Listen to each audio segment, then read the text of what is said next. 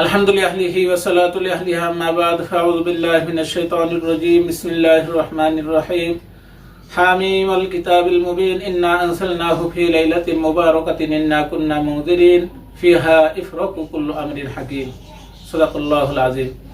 আলহামদুলিল্লাহ, আল্লাহ রাব্বুল আলামিনের দরবারে লাখো কোটি শুকরিয়া। মহান আল্লাহ তাআলা আমাদেরকে পবিত্র শাবান মাসে বিভিন্ন আমলের মধ্য দিয়ে আমাদের সময়কে ব্যয় করার তৌফিক দান করেছেন। শুকরিয়া আদায় করি আলহামদুলিল্লাহ। এই শাবান মাসে বিশ্বনবী মুহাম্মদ সাল্লাল্লাহু আলাইহি ওয়াসাল্লাম একটি দোয়া পাঠ করতেন, যে দোয়াটি মূলত রজব মাস থেকে বিশ্বনবী মুহাম্মদ সাল্লাল্লাহু আলাইহি ওয়াসাল্লাম পাঠ করেছেন। আমরা নবীর উম্মত, আমাদেরকেও সেই দোয়া পাঠ করা উচিত। দোয়াটি হলো আল্লাহুম্মা বারিক লানা ফি রজব ওয়া শাবান ওয়া বাল্লিগনা রমাদান। বিশ্বনবী মুহাম্মদ সাল্লাল্লাহু আলাইহি ওয়াসাল্লাম শাবান মাসে বেশি থেকে বেশি রোজা রেখেছেন।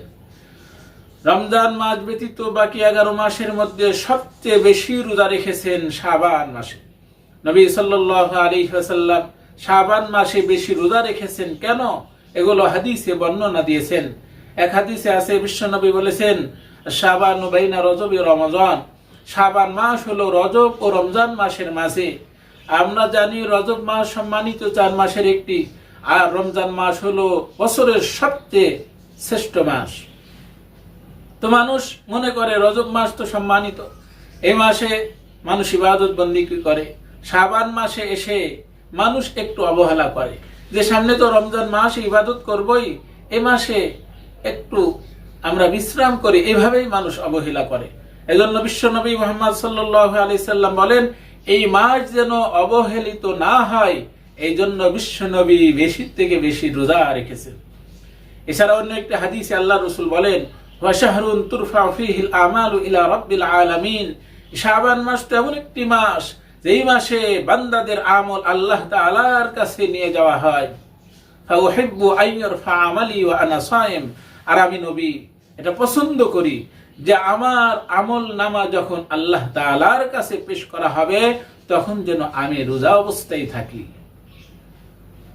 তো বাৎসরিক ভাবে বান্দাদের আমল নামা আল্লাহর কাছে পেশ করা হয়। আল্লাহ তাআলা এর হিসাব দেখেন, যেমন সাপ্তাহিক ভাবে দেখেন, যেমন প্রতিদিনের হিসাবও আল্লাহ তাআলার কাছে পেশ করা হয়। আমরা জানি সারা রাত্রে নূরের তৈরি যে সকল ফেরেশতাগণ দায়িত্ব পালন করেন, সকালে আল্লাহ তাআলার কাছে সেই আমলগুলো পেশ করেন। সারা দিনে যে সকল ফেরেশতাগণ দায়িত্ব পালন করেন, সন্ধ্যার সময় বান্দাদের সকল আমল আল্লাহর কাছে পেশ করেন। এছাড়া সাপ্তাহিক ভাবে আল্লাহ তাআলার কাছে এই আমলের হিসাব পৌঁছাই যায়। যেমন একজন ব্যবসায়ী ব্যবসা করার ক্ষেত্রে তার প্রতিদিনের হিসাব থাকে, যে সে সারা দিন কত জিনিস বিক্রি করলো, কতজন কাস্টমারের কাছে বিক্রি করলো। দিন শেষে সে সারা দিনের কাস্টমারদের কাছে যা বিক্রি করেছে যার হিসাব যোগ টেনে একসাথে রেখে দেয়। এভাবে 1 তারিখ, 2 তারিখ, 3 তারিখের হিসাব একেবারে একই সাথে মাসের হিসাব তার কাছে থাকে। দিনের দিন যে হিসাব সেটা থাকে, সাপ্তাহিক বা মাসিক হিসাব থাকে, বাৎসরিক হিসাবও থাকে। ঠিক আমাদের আমলনামা প্রতিদিন একটা আল্লাহ তাআলার কাছে পেশ করা হয়, সাপ্তাহিক ভাবেও পেশ করা হয়। বিশ্বনবী এক হাদিসে বলেন, তুরফাউল আমালু ফি কুল্লি জুমাতিন মাররাতাইন। প্রতি জুমাতে 2 দিন আল্লাহ তাআলার কাছে আমল পেশ করা হয়, ইয়াউমাল ইসনাইন ওয়া ইয়াউমাল খামিস, সোমবার এবং বৃহস্পতিবার। ফায়াগফিরু লিকুল্লি আবদিন মুমিনিন। আল্লাহ তাআলা প্রত্যেক মুমিনকে মাফ করে দেন, ইল্লা আবদান বাইনাহু ওয়া বাইনা আখিহি শাহনা। তবে সকল বান্দা যাদের এবং তার ভাইয়ের মাঝে হিংসা বিদ্বেষ থাকে। বিদ্বেষ বড় অন্যায়, হিংসা থেকে অন্তরকে খালি রাখা। এভাবে বাৎসরিক হিসাবও হয়, মাসিক হিসাবও হয়।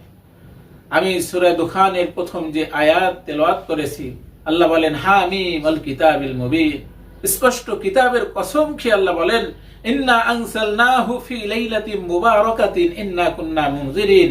নিশ্চয় আমি এই কিতাবকে বরকতময় এক রাতে অবতীর্ণ করেছি, নিশ্চয় আমি সতর্ককারী। ফিহা ইফরাকু কুল্লু আমরিন হাকিম। আর এই রাতে বড় বড় বিষয়গুলোর সিদ্ধান্ত স্থির করা হয়।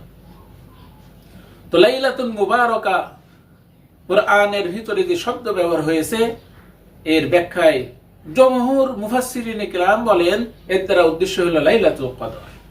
আর লাইলাতুল কদরই কোরআন অবতীর্ণ হয়েছে। যেমন আল্লাহ তাআলা বলেন ইন্না আনসালনাহু ফি লাইলাতুল কদর। তো লাইলাতুল কদর সূরা অবতীর্ণ হয়েছে, কোরআনুল কারীম অবতীর্ণ হয়েছে। এভাবে সূরা বাকারার মধ্যে আল্লাহ তাআলা বলেন শাহরু রমাদান আল্লাযী উনজিলা ফীহিল কুরআন। রমজান মাসে আল্লাহ তাআলা কোরআন অবতীর্ণ করেছে। আর লাইলাতুল কদর যেহেতু রমজান মাসে, সুতরাং রমজান মাসে পূর্ণ মাসের ভিতর থেকে লাইলাতুল কদর রমজান মাস হওয়ার কারণে এই কথাও সঠিক যে রমজান মাসে কোরআন অবতীর্ণ হয়েছে এবং এই কথাও সঠিক যে লাইলাতুল কদর এই কোরআন অবতীর্ণ হয়েছে। তবে কিছু মুফাসসিরিনে কিরাম লাইলাতুল মুবারাকার দ্বারা উদ্দেশ্য নিয়েছেন শবে বরাত। বিশেষ করে ইকরিমা রাহিমাহুল্লাহ যিনি ছিলেন একজন বিখ্যাত তাবী। ইকরিমা নামে একজন সাহাবী আছে, যিনি ছিলেন ইকরিমা ইবনে আবু জাহাল। আবু জাহালের সন্তান। আবু জাহেল আল্লাহ রসুলের বড় শত্রু ছিলেন। আবু জাহেলের এই সন্তান আল্লাহ রসুলের কাছে ইসলাম গ্রহণ করে সে ইমানি হালাতে রসুলের সাথে সময় কাটিয়েছে। সে একজন সাহাবী। কিন্তু যে ইকরিমার কথা তাফসীরের কিতাবে বলা হয়েছে তিনি ছিলেন তাবী। তার শিক্ষক ছিলেন আব্দুল্লাহ ইবনে আব্বাস রাদিয়াল্লাহু আনহুমা। আর আব্দুল্লাহ ইবনে আব্বাস রাদিয়াল্লাহু আনহুমা ছিলেন আল্লাহ রসুলের আপন চাচাতো ভাই, যিনি বিশ্ব নবীর হিজরতের 3 বছর আগে জন্মগ্রহণ করেছেন। রসুলের ইন্তেকালের সময় তার বয়স ছিল মাত্র 13 বছর। যখন 8 বছর বয়স হয় আল্লাহ রসুলের কাছ থেকে ইলম শিখেছে, কোরআনের জ্ঞান শিখেছে, রসুলের খিদমতও করেছে। প্রথম জন্মগ্রহণের পরেই তার মা রসুলের কাছে নিয়েছেন। আল্লাহ রসুল লালাযুক্ত খেজুর দিয়ে তার তাহনীক করেছেন। 8 বছর রসুলের কাছে থাকতেন। লম্বা সময় রসুলের কাছ থেকে ইলম শিখেছেন। আল্লাহ রসুল তাকে দোয়াও দিয়েছেন, আল্লাহুম্মা আতিহিল হিকমা, আল্লাহ তুমি একে হিকমত দান করো, হোকা দান করো। কোরআনে আছে ওয়ামান ইউতিল হিকমাতা ফাকাদ উতিয়া খায়রান কাসীরা, আর যাকে হিকমত দেওয়া হয় তাকে অনেক অনেক কল্যাণ দান করা হয়। তো আব্দুল্লাহ ইবনে আব্বাস রাদিয়াল্লাহু আনহুমা তিনি মদিনাতে বসবাস করেছেন।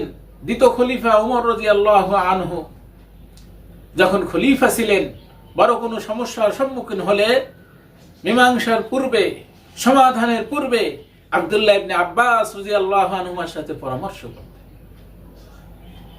যাই হোক, খেলাফতের যুগ শেষ হওয়ার পরে তিনি তো চলে গেলেন তায়েফে। তায়েফে তার কবর। আব্বাসিয়া নামে একটা মার্কেটে আছে। আলহামদুলিল্লাহ সে কবর জিয়ারত করার সুযোগ আল্লাহ তাআলা দিয়েছে। বিশাল বড় মসজিদ আছে আব্দুল্লাহ ইবনে আব্বাস রাদিয়াল্লাহু আনহুর নাম। 71 বছর হায়াত পেয়েছে। তিনি ইন্তেকালের সময় ইন্তেকাল করলেন। দুনিয়ার থেকে বিদায় নেওয়ার পরে জানাজা আদায় করলেন মুহাম্মদ বিন হানাফিয়া, যিনি ছিলেন হযরত আলী রাদিয়াল্লাহু আনহুর ছেলে। আমরা জানি আলী রাদিয়াল্লাহু আনহুর 2 ছেলে সম্পর্কে, হাসান আর হুসাইন, যারা 2 জন ছিলেন মা ফাতিমাতুজ জোহরা রাদিয়াল্লাহু আনহার সন্তান। আল্লাহ রসুলের এই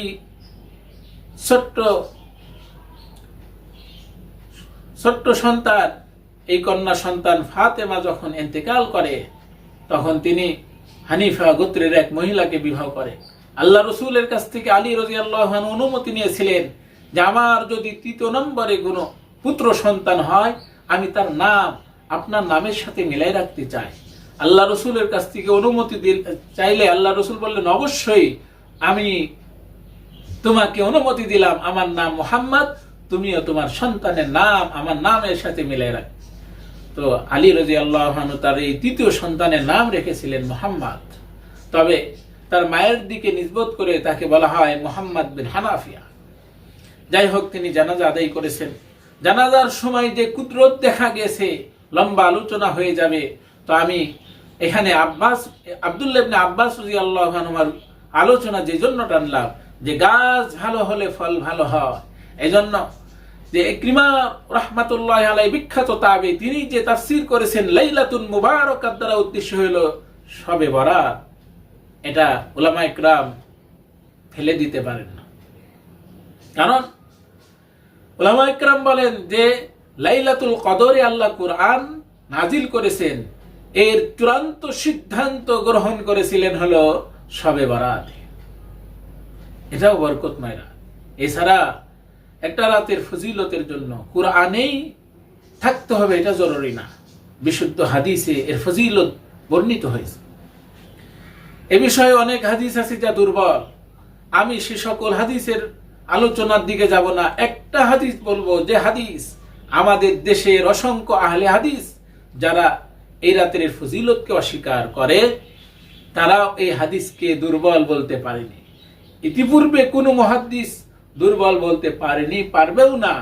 এবং তাদের শায়েখ আহলে হাদিসরা কোনো ইমাম মানে না, কিন্তু তারা নাসিরউদ্দিন আলবানী রহিমাহুল্লাহকে বড় একজন ইমাম মনে করেন হাদিসের জগতে। আর তিনি নিজেও তার কিতাব সিলসিলাতুল আহাদিস সহিহার ভিতরে এই হাদিসকে সহি বলেছেন, যেটা আমি এখন সামনে বলবো। আর 8 জন সাহাবী হাদিস বর্ণনা করেছেন। এই হাদিস দুর্বল কেউ বলতে পারেনি।